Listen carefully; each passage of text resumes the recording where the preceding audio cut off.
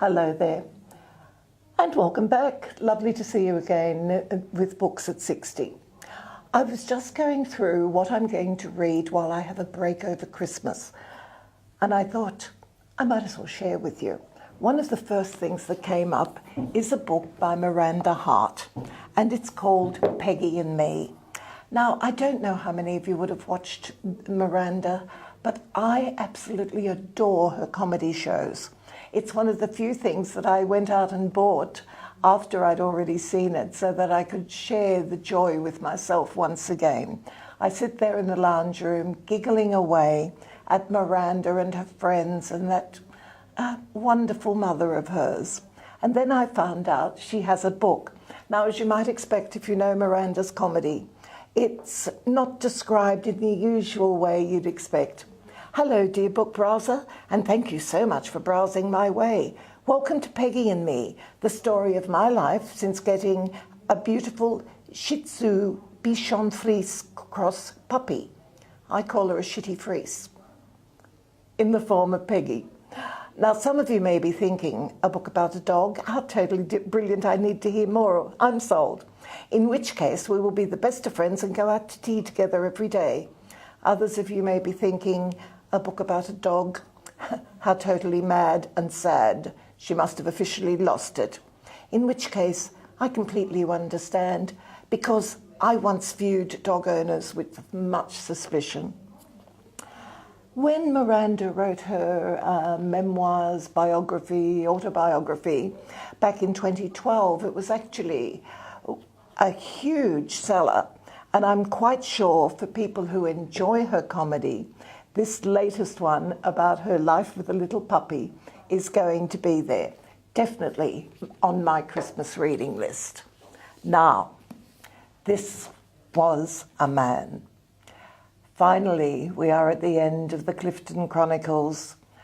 I love a good Jeffrey Archer, and I know there are people who are rolling their eyes saying, she doesn't know much, does she?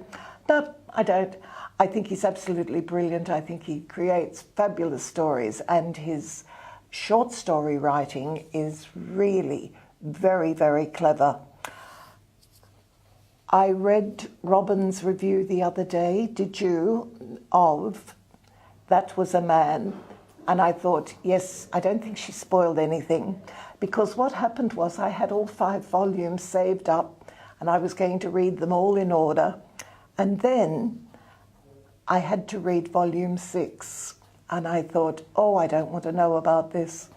It was really quite funny reviewing it because I was trying not to put in spoilers, and Robin found that she was doing the same thing. I'm really looking forward to this. I have now actually read all 6, and I was just waiting for this to come out, so I really am hoping that it's as good as what's gone before. But it's a Jeffrey Archer. We pretty well know what to expect, and we know what we're going to enjoy. Totally different is the second volume, written by Geoffrey Blainey, The Story of Australia's People.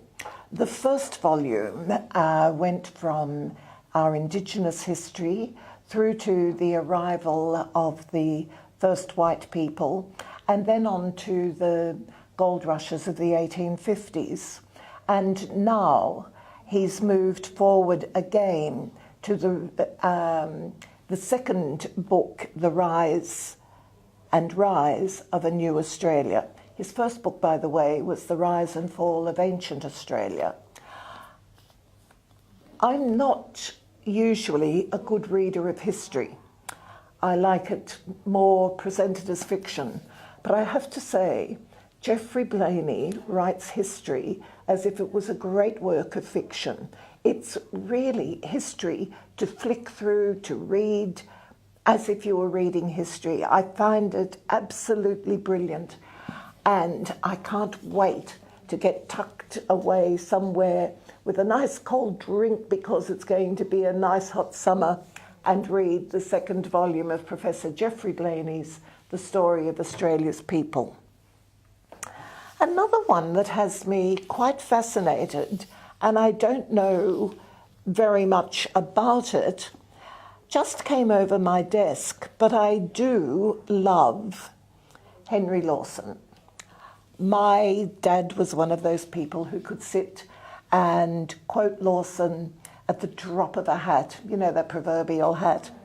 He was a great storyteller, as we all know, but this book is actually called Mates, the friendship that sustained Henry Lawson. And I thought, that sounds very interesting. I know he was friends with a number of people, but this one is actually the story of his friendship with Jim Gordon, who actually wrote under the name of Jim Graham. Lawson first met Gordon in Burke in 1892, and they were friends until Lawson's death in Sydney. Quite fascinating. As I say, I don't quite know what to expect. I do know, however, that a lot is mentioned in here about Lawson's wife, not his wife, his mother Louisa, who of course was one of our early feminists, a very interesting woman in her own right. I don't find it at all surprising that she gave birth to a man like Henry Lawson.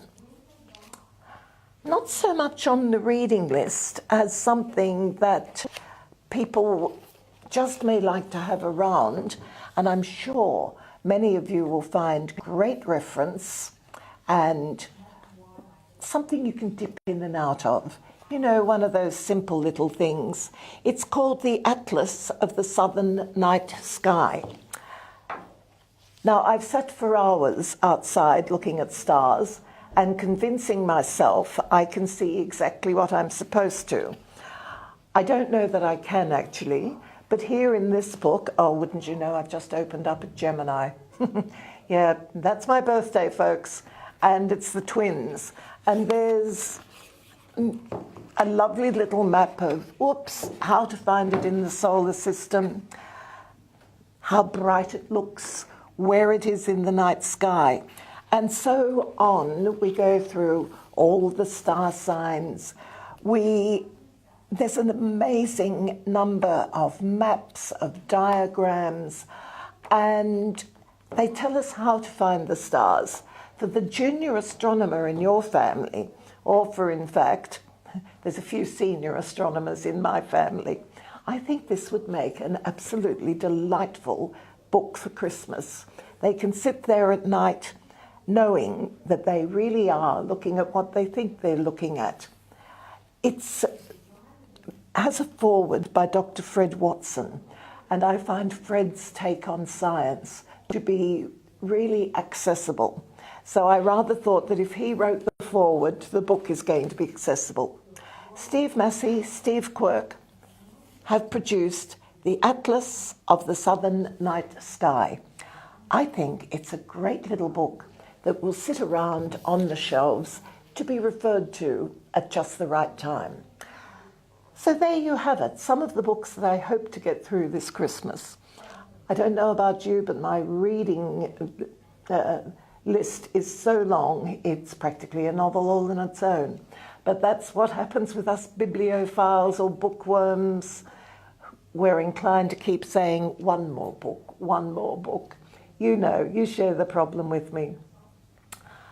Now, I do hope you're enjoying our interviews. A lady suggested an excellent interview for me this week, and I would seriously love to, at some point, have Judy Nunn sitting here talking to us. I sincerely hope it happens. In the meantime, coming up in the next couple of weeks, we have an interview with Fiona McIntosh and another with Anita Heiss.